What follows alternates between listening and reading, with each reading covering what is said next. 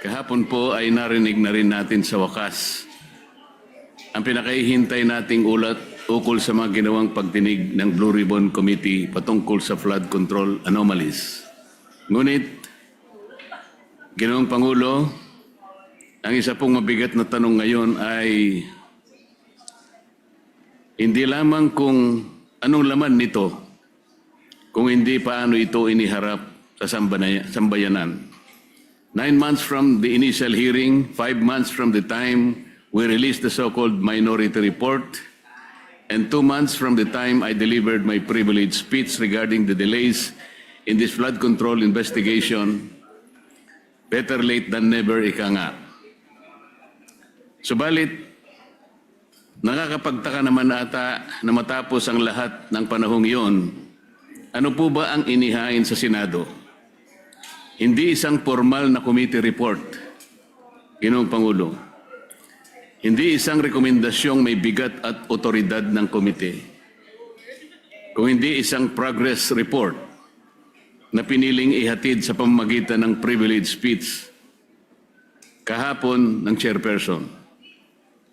Kung ganito lang din pala ang kahihinatnan, bakit kailangan pa niyang paabutin ng ilang buwan ang paglalahad kung ang tunay na nais ay may paalam sa taong bayan ang kinahinatnan ng mga pagdinig? Kaya ang isa pong pinakamalaking tanong ng lahat ay nasaan po yung progress sa paghahanap ng bayan ng katotohanan? Ano na pong nangyari sa komite na siyang dapat nangunguna sa pagsisiwalat ng korupsyon at sa paghahanap ng pananagutan? Baka naman ang tunay na problema ay hindi ang kakulangan ng pirma, kundi ang kakulangan sa political will na dalhin ang investigasyon sa natural na tinutumbok nitong direksyon hanggang sa pinakadulo ng pananagutan. If there's a will, there's a way. Bungad ni Senator Lacson kahapon. Kilala siyang magaling na investigador nung panahon niya sa kapulisan. Kung nanaisin niya talaga na tuntunin ang katotohanan sa pamamagitan ng ebidensya na kanyang binigyan pa ng diin, dapat ay hindi niya tinitigilan o ipinagpapaliban ang mga pagdinig.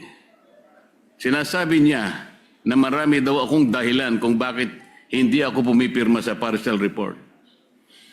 Ngunit mas marami akong katanungan sa kanyang sariling mga dahilan kung bakit hindi matapos-tapos ang investigasyon ng Blue Ribbon patungkol sa bagay na ito. May mga napako at pabago-bagong desisyon tulad ng Abril 14, naka-schedule ang pagpapatuloy ng hearing sa Blue Ribbon Committee ngunit biglang ipinagpaliban. Ngayon naman, ang kondisyon sa partial report na hindi raw magpapatuloy, Ginoong Pangulo, ang pagdinig hanggat hindi napipirmahan ang partial report. Isa itong malinaw na pag-atras sa nauna niyang sagot sa akin nung siya'y direktang tanungin ko sa bulwagang ito, Ginoong Pangulo. Gaya ng pagtiyak niyang ipagpapatuloy ang investigasyon nang lumabas ang balita tungkol sa pagkahuli ni Zaldico. The quest for truth has been effectively hostaged by the whims of the chairperson who emphasized that he respects the decision of his members, but then said that there will no longer be any hearings unless and until the partial report has been signed. He also said that he wants a healthy discussion, yet won't accept any interpellations. Ano po ba talaga, Kuya? Senator Lacson is indeed consistently inconsistent, invoking transparency when convenient, but resisting accountability the moment questions are directed at him and his report. Mr. President, are all members of the committee mandated or obligated to sign committee reports? Can members of the BRC be compelled to sign a partial report? There is nothing in our rules that says so, Mr. President, because his statements appears to imply that the delay in the release of the committee's partial report is the fault of the committee members themselves. How can the chair say that refusal to sign is tantamount to blocking the committee report? Isn't it the minority who submitted the so-called minority report to awaken the committee chair in submitting the report that was long overdue. Siya ay iniluklok ng taong bayan sa posisyon dahil sa tiwala nila sa isang tinaguriang independent fiscalizer ng Senado. Kung minsan nga, Ginoong Pangulo ay na-associate siya bilang corruption czar, moral crusader, Mr. Clean, Mr. Righteous, Holy Willie, Grab Buster. Ngunit imbis na gampanan ang kanyang tungkulin sa mamamayan, gumagawa pa siya ng isang imposibleng kondisyon, ang pagpirma sa partial committee report para lamang hindi ituloy ang pagdinig. Moreover, Senator Lacson is again spreading this false narrative na kapag hindi ka pumirma, hindi mo sinusuportahan ang pagtataguyod ng accountability laban sa korupsyon. Let's correct this false narrative, Mr. President. Hindi minamandato ng tuntunin ng Senado na ang lahat ng miyembro ng komite na pumirma sa bawat report na nilalabas ng komite. At the most of it, sumasang-ayon ka kaya ka pumirma. So let this be a clarification to the false narrative being peddled by the chairperson.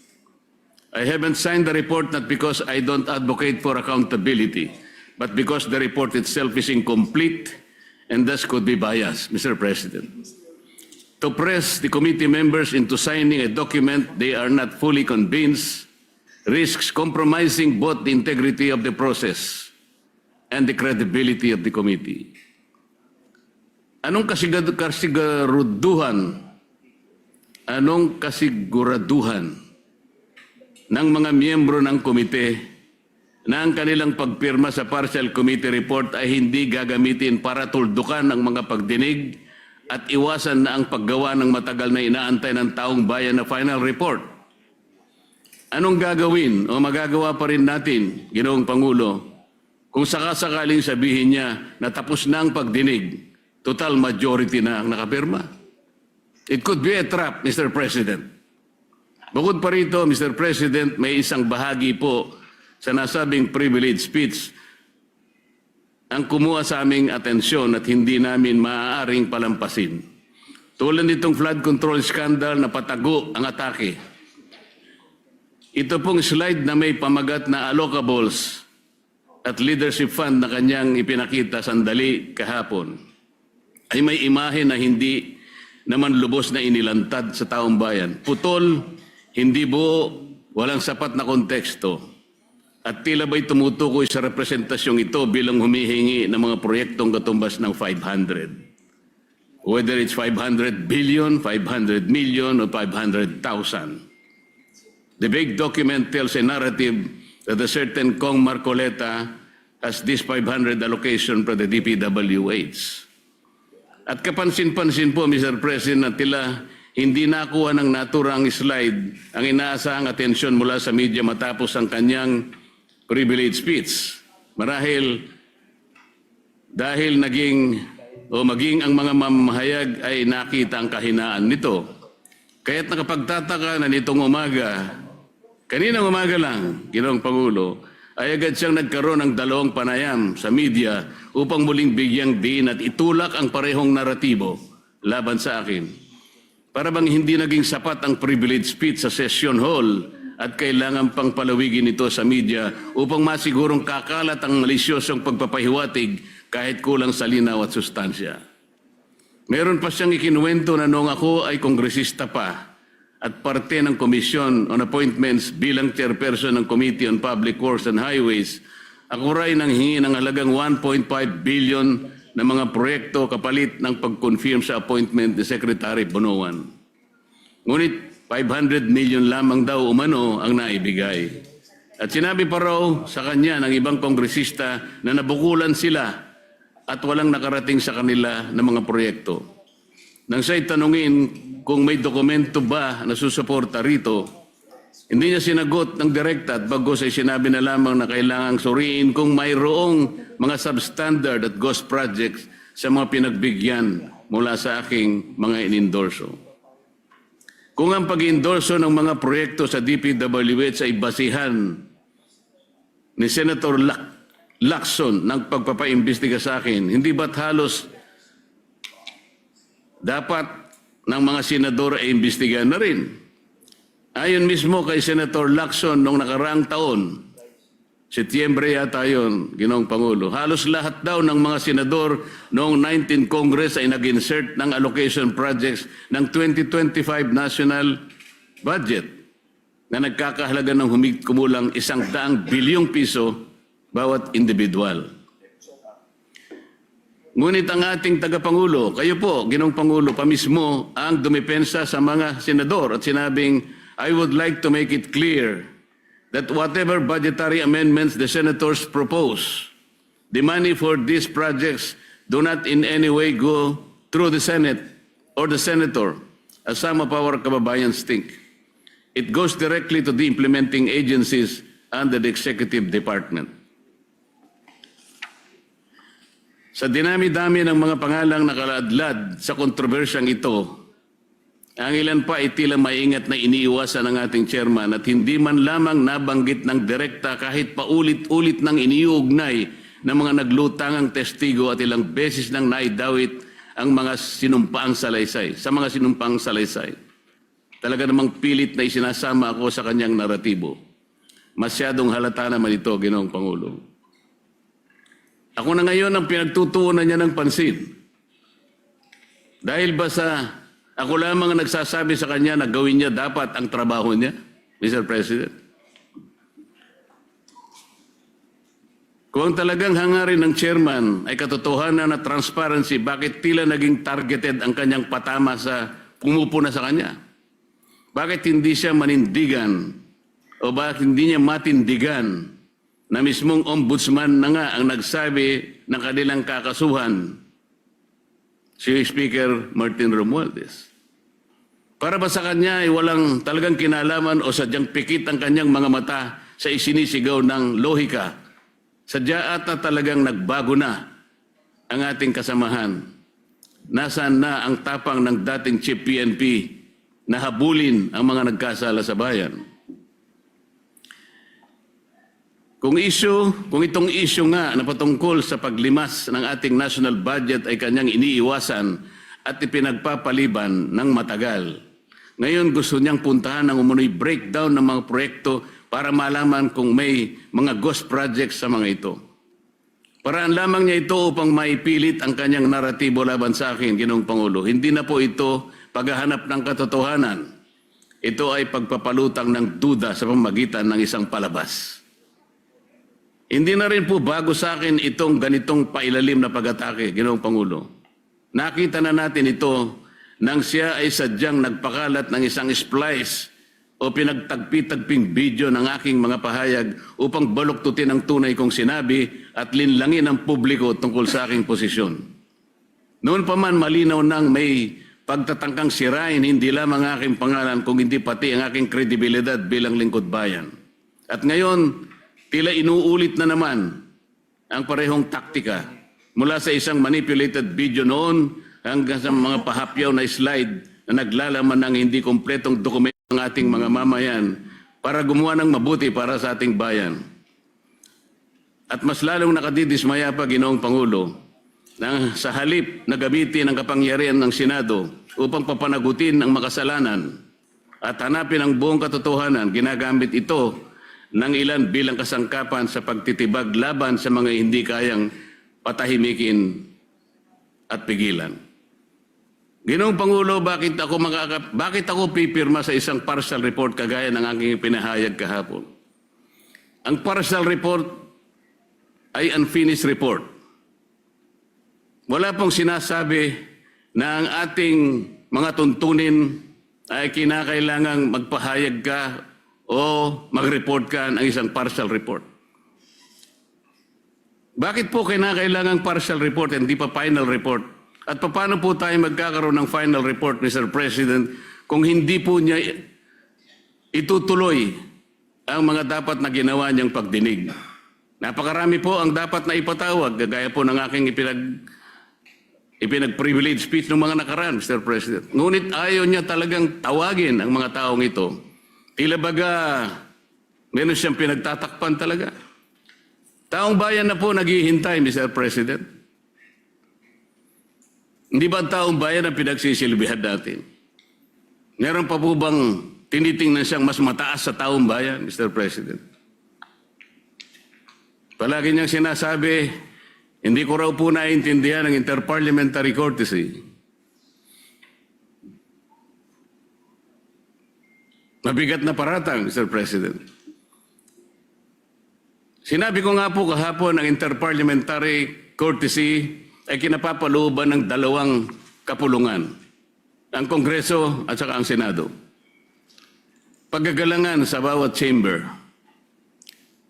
Ngunit bakit po itinatanghal niyan ay galang natin ang kabilang chamber, ngunit tayo mismo dito sa ating sariling bulwagan ay hindi ko nakikita ang tunay na paggagalangan.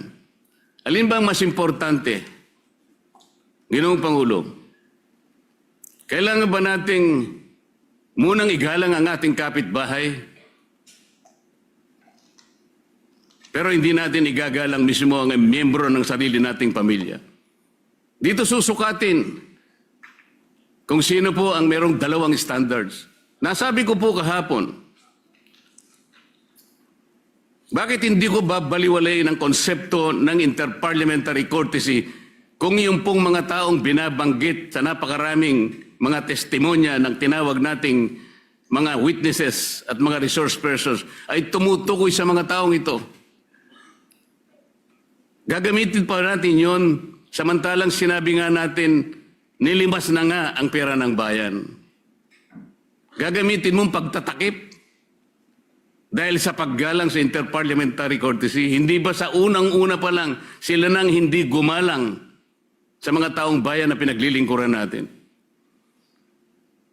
At sa kanya pong interview kaninang umaga, nabanggit niya, ako po'y wala na raw sa hulog.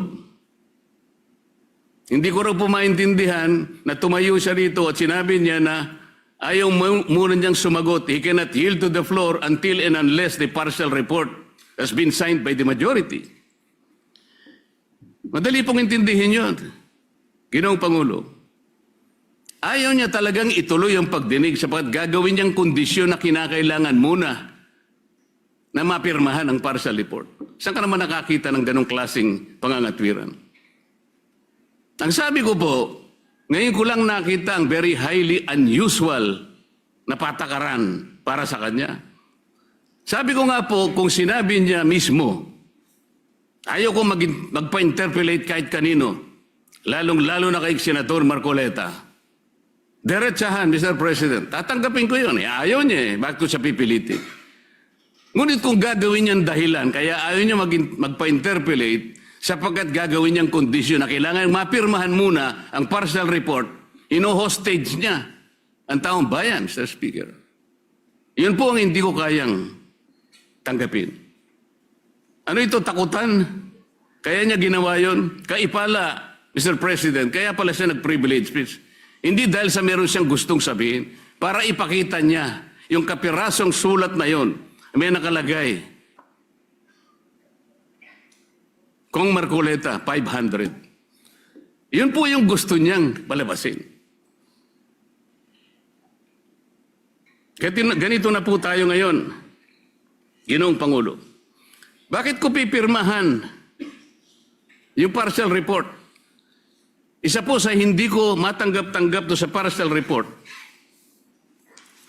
ay yung isa sa kanyang mga rekomendasyon tungkol sa sino ang mga taong dapat na ipaghabla. Tingnan po ninyo, Ginoong Pangulo, doon sa kategoryang public officials categorized under recommendations for preliminary investigation, ang dami pong legislators doon. Pinangungunahan na po ni Saldico at marami pa pong iba. Sa mga intermediaries po, Mr. President, binanggit niya si Undersecretary Traigib Olaybar. Binanggit niya yung Maynard Ngu. Hindi ko po alam kung sino yung Carlin Villayap, J.Y. De La Rosa, Mrs. Patron, Lawrence Cruz, John Paul Estrada, Mark Tiksay, alias Peng. Pero wala po yung Yusek Adrian Bersamin na siya mismong naghayag sa plenaryo nung nagkakaroon po ng plenary debates na po sa ating budget. Siyang naghayag mismo sa pangalan ni Yusek Bersamin at ayon sa kanya, ni-name drop niya ang pangalan ng Pangulo. Sinabi rin po ni Saldico, yung 30 Tamarind Street na kung saan 1 billion ang nai-deliver ni Saldico. At ang tumanggap po noon ay si Yusek Jojo Cadiz. Napakabigat na akusasyon. Ginoong Pangulo, wala man lang po rito sa dapat na banggitin na intermediaries. Nasaan po ang pangalan ni former Speaker Martin Romualdez? Nilagay po niya doon sa classification ng public officials categorized under fact-finding investigation. Ang laki po ng diferensya ng fact-finding investigation sa preliminary investigation. Bakit po yung tinuturo mismo na mastermind, yung pa po yung nasa... Wala po sa preliminary investigation. Nasa fact-finding lang. Tingnan po ninyo yung mga lumabas sa mga dyaryo, sa mga periodiko, Ginoong Pangulo. Billionaire News Channel dated May 5, 2026. Ombudsman, Romualdez umanong tinuturing mastermind sa controversial na flood control scandal. Politico.com dated May 5, 2026. With 56 billion in supposed kickbacks, Ombudsman tags Martin Romualdez as mastermind of flood control scam. Abante dated May 5, 2026. Ombudsman, Romualdez mastermind ng 56 billion flood control kickbacks. Abogado.com PH dated May 5, 2026. Ombudsman panel tags Romualdez and Co. as masterminds. Dito pa lang po sablay na yung report Nandun lang siya sa fact-finding, samantalang ang ombudsman, tinag na po siya, isa sa mastermind. Saan po ba punta ang report? Ginoong Pangulo. Ginoong Pangulo, ang Senado ay hindi dapat maging entablado para sa mga intrigero na alam naman natin kung ano ang totoong motibo. Maraming salamat po, Ginoong Pangulo. Majority Leader. Mr. President, I move that we